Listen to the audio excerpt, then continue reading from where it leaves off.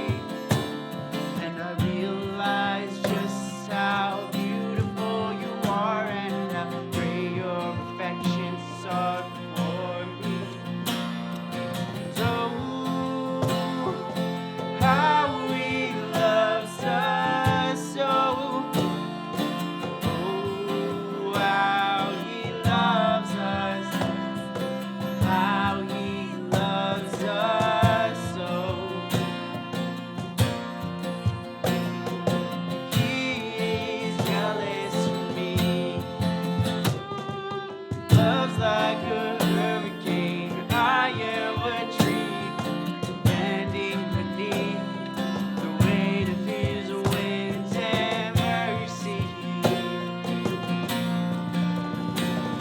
And all of a sudden, I am unaware of these afflictions eclipsed by glory. And I realize just how beautiful you are and how great your perfections are for me. Whoa, how he loves us so. Oh, how he loves us. How he loves us so. Yeah, he loves us.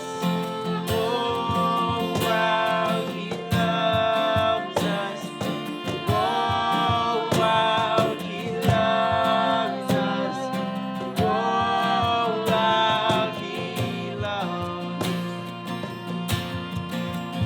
Yeah, he loves us. Oh, wow, he loves us.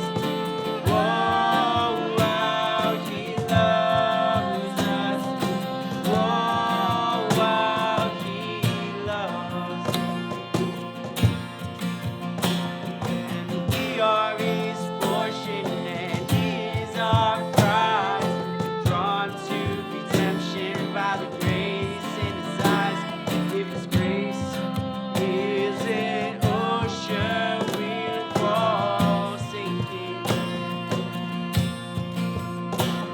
And heaven meets earth like a sloppy wet kiss, and my heart turns silently inside of my chest.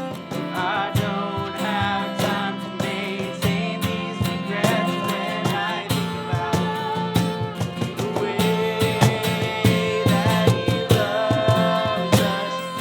Oh, wow, he loves us. Oh, wow, he loves us. Oh, wow, he loves. Yeah, he loves us. Oh, wow, he loves us. Oh, wow, he loves us. Oh, wow, he loves. Yeah, he loves us. Whoa, how he loves us. Whoa, how he loves us. Whoa, how he loves. You know what I love most about summer camp? You might think it's strange, but I love the noise. I love waking up to the sound of the bell ringing, and I love going to line call, and there's kids talking and laughing and shouting, and I love going to the dining hall and singing the breakfast song, and then hearing that buzz of conversation and fun and laughter around the tables. And I love the excitement of class time. We had a waterfront director for years who, every time someone would get up on the wakeboard for the very first time, had a megaphone in the back of the boat, and he would yell, "Wakeboarding!" as loud as he could, and everybody would shout, "Wakeboarding!" And everyone knew when someone got up for the first time because there was that shout of joy across the lake. And I love walking into campfire, and sometimes I have to come late because I'm busy with something. As I'm walking in, I hear the singing echoing across the water, singing at the top of our lungs, and it's just amazing. I love the noise of camp. You know what? You want to know what the worst day of my year is? It's the first day after camp is over. The first day after the campers leave, the first day after all the staff go home, and it's just my family and I sitting around the table, and it's quiet. too quiet. And we sit there and we pick at our food and we don't say much because we all feel it. We all know what we're missing. And finally, someone is going to say it. They'll say, I miss camp. And we all say, yeah, I miss camp too. And I'm thinking in my mind, what I really miss is the noise. It's been a weird year because this summer it's been quiet, too quiet. In fact, just last Friday night, our little team of 12 staff members was gathered out there at Cedar Island having worship. And we all said it. We miss the campers. We miss the singing. We miss the shouting. We miss the dancing. We miss the noise. We miss you. That's why I love Christmas. Christmas is all about noise. It's about singing and celebration. The Christmas story, right? It's about angels showing up with and announcing good news. It's about angel choirs and shepherds shouting and wise men worshiping. It's all about the noise and the excitement. But before we can appreciate the noise of the Christmas story, we have to understand the silence of the Christmas story. For 400 years, the children of Israel waited for the Messiah to show up. For 400 years, they waited, and God was completely silent. There were no prophets, there were no angels showing up, nothing. Silence. 400 years of silence. And then there's Elizabeth and Zechariah. When they got married, they were probably as excited as any young couple would be about having a child. And then they waited. And they waited. And they waited. And the child never came. And they prayed to God, God, please send us a child. We want a child. We want a family like any good Jewish home would want. But the child never came, and God never answered. The truth is that all of us live in that silence more than we'd like to admit. We love the noise, and we love to see God working and acting and answering prayers, but more often than not, we come to God and say, God, I need you. I need you to show up at 5 p.m. on Friday night, and 5 p.m. on Friday night comes, and silence. I've talked with a lot of you about your own journey, your own spiritual life, and you've told me, I pray, and God never answers. I never hear from him. I wonder if he really even cares for me. I wonder if he even exists. Much of our Christian life is spent in silence. There are those moments of noise, there are the moments of victory, there are the moments of celebration, but so much of our life is lived in silence. How do we deal with that? How do we find victory even when God's not saying a word?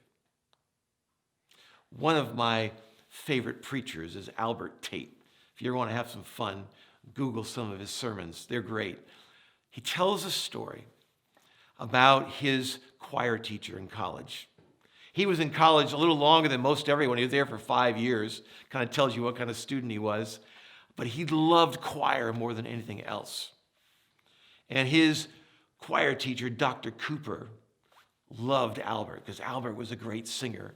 And so when Albert finally graduated from college, he said, Albert, he said, keep singing in my choir, will you? Just keep coming back and singing. And so Albert kept coming back to sing in his choir. And as a way of thanking him and paying him back for his time, periodically, Dr. Cooper would take Albert to the mall to go to the suit store. It was called Back Rack, which was kind of a trendy suit store back in the 80s. And he would buy Albert a brand new suit because he knew that Albert loved suits. So on this particular day, they were heading into Back Rack to get a suit. And Albert looked through the rows of suits. He found the perfect suit, tried it on. It fit perfectly. It was awesome. And they took it up to the counter and laid it there. And Dr. Cooper laid out his Back Rack credit card. That was back in the day. If you had a store credit card, you were in. So he laid out that credit card, And the lady took it, and she went back, ran it. A moment later, as Albert and Dr. Cooper are talking, she comes out. She says, excuse me, Mr. Cooper. I'm terribly sorry, but your credit card has been denied. And Albert's thinking, oh, I'm not going to get my suit. What am I going to do? I really want this suit. But then, oh, how embarrassing for Dr. Cooper for his card to be denied. Dr. Cooper never flinched. He never even showed a hint of panic. He just looked at the lady behind the counter and said, try it again. And Albert's saying, try it again? That's not how you do it. You reach in and you pull out another credit card, and maybe 2 or 3 credit cards. That's how it works. Don't just ask her to try it again. But the lady takes the card, and she goes back, and she tries it again. And now Albert's sitting out there thinking, I'm not going to get my suit. I'm not going to get my suit. Please, Lord, I want my suit. And she comes back out, interrupts the conversation again, and she says, Mr. Cooper, sorry for the delay, but your card has been approved. And without missing a beat, he looks at the lady behind the counter and says, thank you, and goes back to the conversation, like nothing ever happened. He never acknowledges the embarrassment. He never talks about how awkward it was. He just takes the suit, hands it to Albert, and they start walking out the store. And just as they get to the entrance into the mall, he stops and he turns to Albert. And he used to call Albert Bert. So he says, Bert, he says, I may be delayed. He says, but I ain't never been denied. And with that, he walks out the store. And I want to tell you right now, you may be delayed, but you have never been denied. We serve a God who says, I will never leave or forsake you. I'm going to walk with you even through the valley of the shadow of death, Psalms 23 says. And like the disciples after the resurrection who looked for Jesus and kept missing him, sometimes we don't see Jesus, but that doesn't mean he's not there. Sometimes we don't hear his voice, but that doesn't mean he's not speaking. It doesn't mean he's not moving. And I want to tell you, there's coming a day when God is going to show back up in this world with a shout. And there is going to be a trumpet blast that shakes the ground and wakes the dead. And then there's coming a day of shouting and singing and dancing and worshiping like you and I have never experienced. And that day is going to go on and on and on forever. No more silence. Only the sounds of singing. Only the sounds of joy. You and I might be delayed, but we haven't been denied. How can you find victory in the silence? You find victory in the silence by clinging to the God who says, I'm going to journey with you even in the tough times. I'm going to be there even in the dark times. Even in the silence when you can't see me, I'm walking by your side. I'll never leave you. I'll never forsake you. So if you're living in the silence today, I want to encourage you to sing. To sing like you've never sung before. Now, I know sitting on a YouTube video and singing along feels kind of awkward. But if you're struggling in the silence right now, you need to sing. You need to claim your victory. So shut your bedroom door so nobody else can hear. And as we sing our theme song, join in. Don't just hum along. Sing it at the top of your lungs, and let's claim the victory. Can I pray for you? Lord Jesus, we live in silence so often. And it's so easy in the silence to forget that you're still there. You're still walking by our side. Lord, today we're claiming the promise that while we might be delayed, we're never going to be denied. Lord, we live for the day when the noise and joy of your kingdom will flood this world. We can't wait to spend eternity singing and shouting and praising you. But now, in this moment of silence, by faith, we claim the victory. Thanks, Jesus, for what you're going to do in the lives of everyone here on this YouTube video. Thanks, Jesus. In your name we pray. Amen. It's been great spending a few moments with you. We look forward to seeing you next Friday night.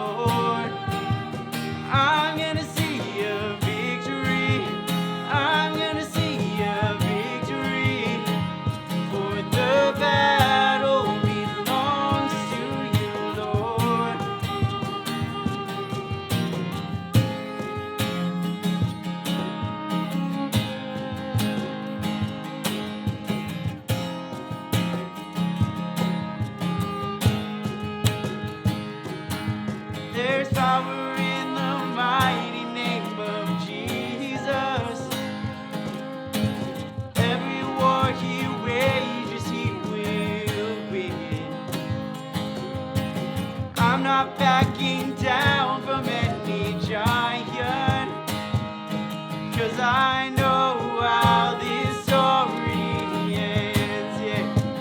I'm gonna see your victory. I'm gonna see your victory. For the battle belongs to you, Lord. I'm gonna see your victory. I'm gonna see your victory.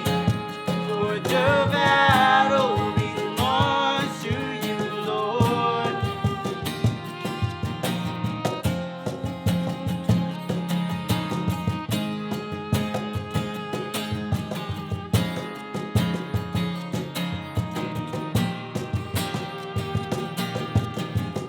You take what the enemy meant for evil, and you turned it for good. You turned it for good. You take what the enemy meant for evil, and you turned it for good. You turned it for good. You take what the enemy meant for evil, and you turned it for good. You turned it for good. You take what the enemy meant for evil, and you turned it for good. You turned it for good. I'm gonna see your victory. I'm gonna see your victory. For the battle belongs to you, Lord. I'm gonna see your victory. I'm gonna see your victory. For the battle belongs to you, Lord. I'm gonna see your victory. I'm gonna see your victory. For the battle belongs to you, Lord. I'm gonna see your victory. I'm gonna see your victory. For the battle belongs to you, Lord.